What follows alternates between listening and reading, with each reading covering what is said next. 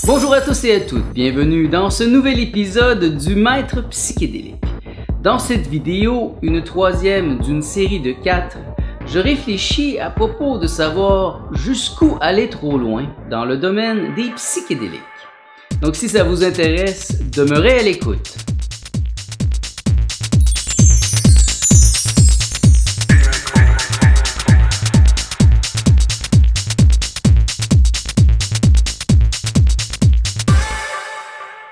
Mon nom est Nicolas Lehoux, bienvenue dans l'univers jovial de Nicolas. Dans toutes les vidéos que je mets sur ma chaîne YouTube, je vous propose un programme pour un nouvel univers. Car une nouvelle ère nécessite une pensée nouvelle. Un danger possible avec les psychédéliques est de forcer le processus sans avoir assuré nos arrières. Car il est bénéfique d'assumer la vérité lorsqu'on la reçoit en pleine face. Chaque expérience active en nous un processus spécifique relativement facile à enclencher. Mais la difficulté réside dans notre capacité d'intégrer l'expérience dans notre vie de tous les jours. Il n'est pas toujours bon de partager nos expériences avec des profanes. On court le danger qu'ils nous croient fous ou qu'ils réduisent notre expérience à quelque chose d'artificiel parce que nous avons utilisé des drogues. Connaître les grands penseurs psychédéliques est un plus pour l'exploration en solo. Je pense ici à des êtres remarquables comme Timothy Leary, John Lilly, Terence McKenna, Robert Anton Wilson, Stanislav Grof et Albert Hofmann. J'ai pris le temps de lire l'œuvre complète de la majorité d'entre eux, et pas seulement leur œuvre de jeunesse. Cela m'a permis de bien comprendre dans quelle aventure je me lançais, d'imaginer les conséquences de mes actes, et d'intégrer mes expériences en faisant le parallèle avec celles de ceux que je lisais. Il est bon de considérer l'exploration psychédélique avec la même attention que nous donnerions à une expédition en montagne ou dans l'espace. Car les psychédéliques donnent accès rapidement et sans préparation à des états de conscience extraordinaires qu'atteignent les yogis après plusieurs années de travail avec un maître. De même, l'aventure, la vraie, comporte toujours une part de danger et d'inconnu.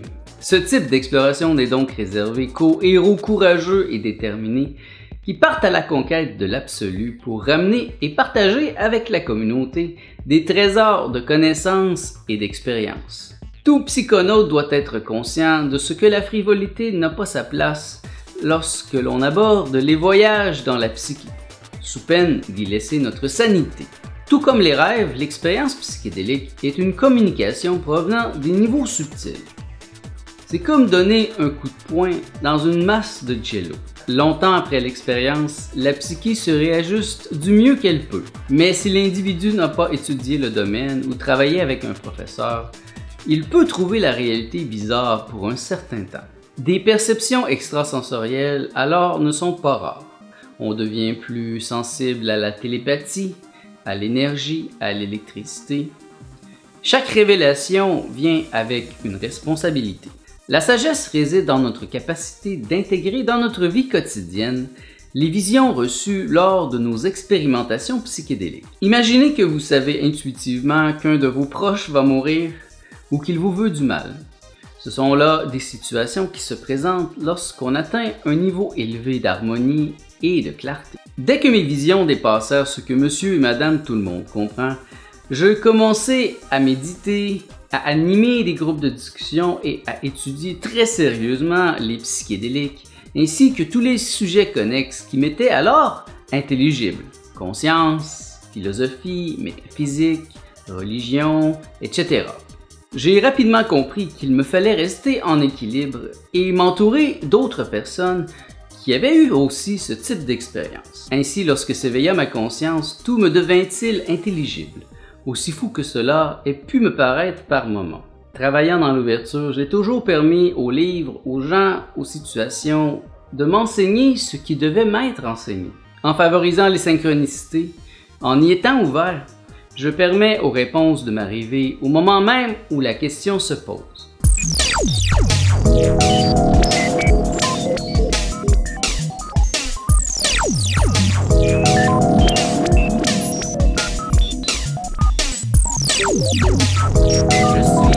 Je suis psychédélique. Je ne passerai pas, je ne révélerai pas encore rien d'autre.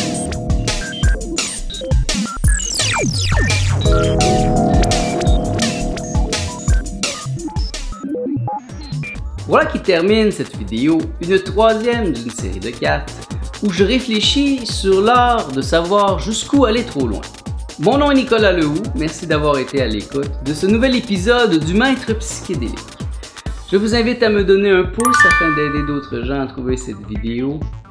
Partagez-la sur vos réseaux afin de faire mieux connaître et apprécier le monde mystérieux des psychédéliques. Je vous invite à vous abonner à ma chaîne afin de recevoir chaque semaine les notifications à propos des nouvelles vidéos que je vais y ajouter, car en effet, chaque semaine, chaque jeudi, j'ajoute une nouvelle vidéo sur ma chaîne YouTube. Merci d'avoir été à l'écoute, je vous souhaite tout le bien que vous pensez de moi.